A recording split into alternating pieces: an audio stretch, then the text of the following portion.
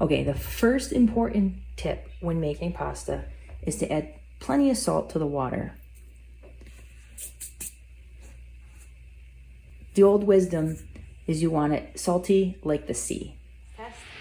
Okay, so the next trick is be very careful not to overcook your pasta. Because remember, we're gonna finish it in the sauce. So I'm gonna add that in and set my timer for 7 minutes. The package says 7 to 10. I always do it on the lower end. Give it a stir. So I've cooked mine for 7 minutes. The instructions on the package said 7 to 10. And you just want to test the pasta. So what you're looking for, it should be soft, but have just a little bit of bite to it. And then you know it's done. Now, my next trick is you want to leave just a little bit of the pasta water in the pot when you strain it. Let me show you. Okay, so it's very little bit of water. You don't want too much. As you can see, just a little bit in my pan there. Just a very little bit. And what that does is the starches in the water help the sauce bind to the pasta better. So you don't have the separation on your plate with the sauce and the liquids from the sauce coming out and pooling on your plate. Now, with my burner on a very low heat, I add my sauce. I like a nice, generous amount. You add how much you like. There we go.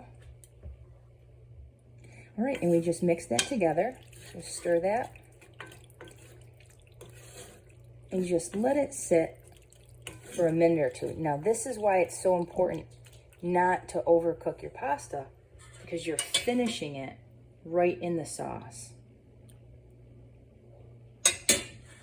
And it's still cooking. So if you cook it too much, you'll end up with mushy pasta. Nobody wants that. So just a minute or two, and that'll be ready. Okay, so I've shut my burner off. Now I'm gonna add a little cheese right in at this point. And I'm gonna give that a stir.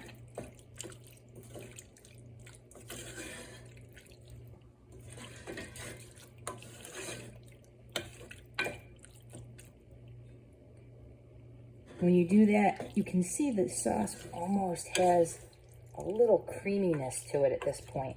It is so wonderful. Okay, now it's time to plate our beautiful pasta.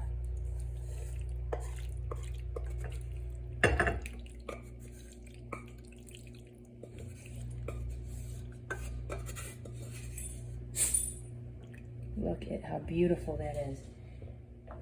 And then we just finish it off, of course, with some wonderful, delicious cheese. You can also add some fresh basil at this point if you like. For me, it's perfect, just like that. All right, for more tips, tricks, and recipes, like and subscribe to In the Kitchen with Mara. Now let's eat.